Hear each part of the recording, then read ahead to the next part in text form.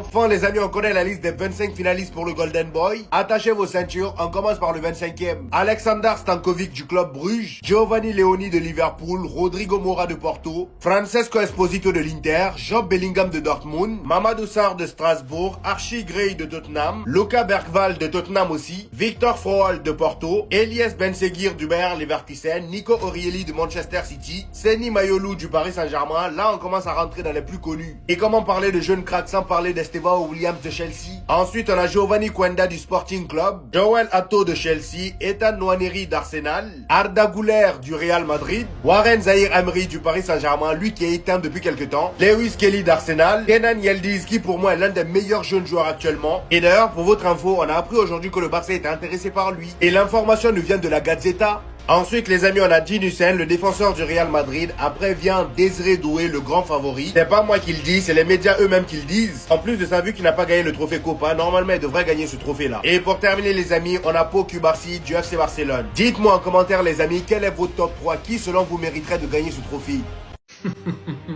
Le Barça s'intéresse à Kenan Yildiz. Il était temps. Il était temps. Mais vous savez moi ce qui me frustre réellement dans tout ça, c'est pas qu'on ait de l'argent ou pas de l'argent, qu'on va le signer ou qu'on va pas le signer. C'est qu'au club, il y a un mec qui prend des sous tous les mois, qui a un badge sur lequel il y a écrit directeur sportif.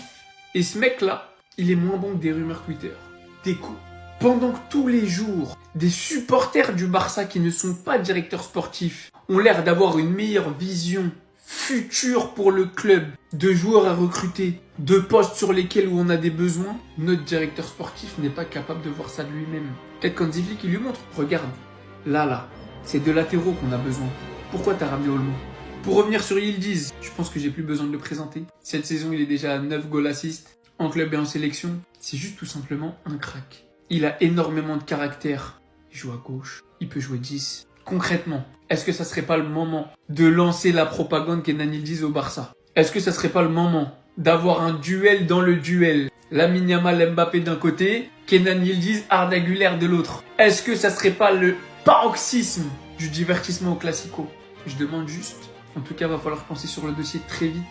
Parce qu'après cet été, je pense que ça sera trop tard. Les déclarations de Bernal, certains sont déjà trop pressés, veulent déjà le voir les gars du calme. N'oubliez pas qu'il revient des croisés et qu'il est très jeune. Attendez, bougez pas, je vous explique. Au moment où cela m'est arrivé, j'ai ressenti quelque chose dans mon genou qui n'était pas normal. Ne pas pouvoir marcher immédiatement m'a fait mal réfléchir. Parce qu'il y a des gens qui se déchirent et qui peuvent continuer à marcher. Cependant, j'ai immédiatement senti que quelque chose se passait ici. Et dans les jours qui ont suivi, cela a effectivement été confirmé. Oui, c'était une période difficile, maintenant je dois retrouver mon rythme normal et c'est sur quoi je travaille actuellement. Il considère comme le meilleur. Pour moi, dès le premier jour où j'ai pris mes fonctions, celui qui m'a le plus surpris a été Frenkie de Jong et maintenant aussi Pedri. C'est clair, et Lamine Yamal aussi. On lui parle ensuite de Frenkie de Jong et il dit il a une grande habileté avec ses pieds, il sait déplacer le ballon, il a aussi une grande vitesse, surtout lorsqu'il fonce. C'est vrai les gars que de Jong, à ce qui paraît, c'est l'un des plus rapides du vestiaire. Le plus important, c'est qu'il ne perd jamais le ballon. Si on essaye de défendre contre lui, il est très difficile de le récupérer. Je connais Lamine depuis que nous avons 7 ans, il ne me surprend plus beaucoup. Mais je suis toujours étonné qu'il fasse les mêmes choses qu'il faisait quand nous avions 10 ans, maintenant au plus haut niveau. Je me demande comment il arrive à garder de la patience. Je suis également conscient d'où je viens. C'est vrai qu'il y a des moments où j'ai envie d'entrer dans le stade, mais je dois d'abord penser à d'où je viens. Et Flick me dit exactement cela, que je dois être patient. Parce qu'on sait que Bernal s'était énervé car il voulait jouer le grand-père, et Flick lui avait répondu « Je te veux pour des années, non pas que pour un seul match amical ». En tout cas, j'ai qu'une hâte, c'est le retour de Bernal à 100%. Enfin bref, sinon vous les gars, vous en pensez quoi? Ramenez-vous sur 5% sans nu. Pour le mettre où les gars? J'aimerais vraiment bien savoir. Barcelone est un des clubs intéressés pour Kenan Yildiz. Il joue 10 le mec, il y a déjà Dani Olmo, il y a déjà Fermin Lopez. Déjà Dani Olmo je le dégagerai, donc ça c'est déjà, on oublie lui. Mais il y a déjà Fermin Lopez les gars. Fermin Lopez je trouve qu'il est un bien meilleur joueur que Kenan Yildiz. Fermin c'est un mec beaucoup trop sous-coté pour ce qu'il apporte. Si vous regardez bien les matchs du Barça, vous savez très bien que c'est pas une honte ce que je dis. Fermin Lopez il a des grands matchs références. Naples, Bayern Munich, Real Madrid. Donc il a quand même un certain bagage. Et en plus de ça, il est impactant dans les gros matchs. Ils disent aussi. Mais moi, je préfère un mec comme Fermin qui va directement en attaque, qui va être impactant, qui va être très fort. Alors les gars, si ils disent viens, moi je vous le dis, vous le foutez où? Moi j'aimerais bien comprendre. Vous le foutez où?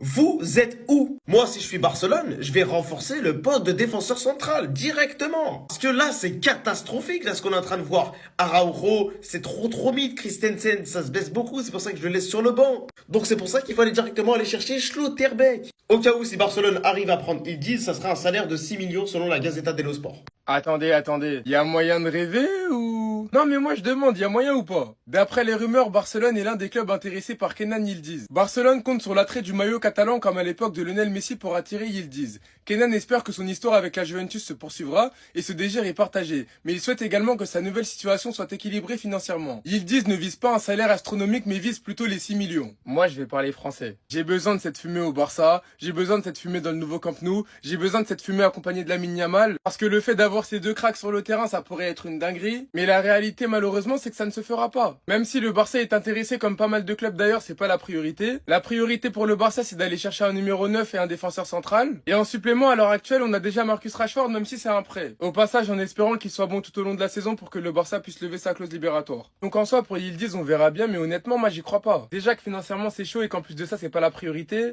Voilà. Bref en tout cas n'hésitez pas à me donner vos avis en commentaire concernant Kenan Yildiz histoire de savoir ce que vous en pensez. Et moi je lirai tout ça.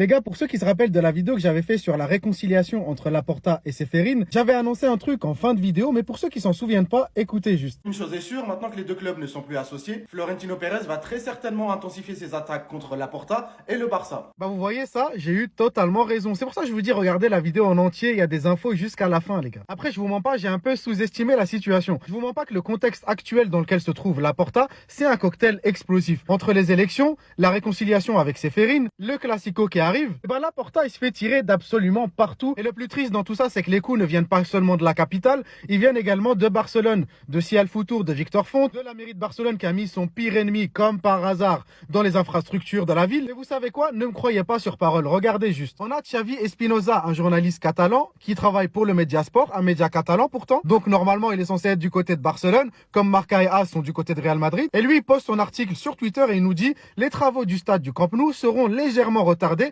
en raison d'un grave défaut dans la conception du système de sécurité. Depuis des semaines, Barcelone installe des caméras de surveillance dans son stade pour un montant estimé à 1,5 million. Cependant, en raison d'un manque de coordination entre les architectes, les nouvelles caméras ont été installées orientées vers l'extérieur et devront être reconfigurées. Il a mis les photos, etc. machin. Donc là, il est en train de nous dire que les architectes du Barça ont mis les caméras à l'envers. Sauf qu'un autre journaliste, apparemment beaucoup plus honnête que le dernier, vient de publier une photo des caméras de surveillance du stade et elles sont bien orientées dans le bon sens. On en a certes vers l'extérieur, mais on en a aussi vers l'intérieur. Et des postes comme ça pour tourner en ridicule le club et surtout discréditer Laporta dans son rôle de président, il y en a des centaines par jour. Et c'est pas fini, hein. On a sur la mission du del Chiringuito, pardon, le journaliste Marçal Llorente vient raconter en live devant tout le monde des conneries sur Laporta. En gros, il nous raconte que lors de la confrontation en Ligue des Champions contre le PSG, Lamine Yamal serait venu en retard à la causerie. Du coup, Flick a décidé de ne pas le faire jouer, comme pour les autres. Sauf que Laporta serait intervenu, expliquant à Flick qu'il y avait Ceferin dans les tribunes, que le match était important, qu'il pouvait pas se passer de Lamine Yamal et qu'il fallait qu'il soit là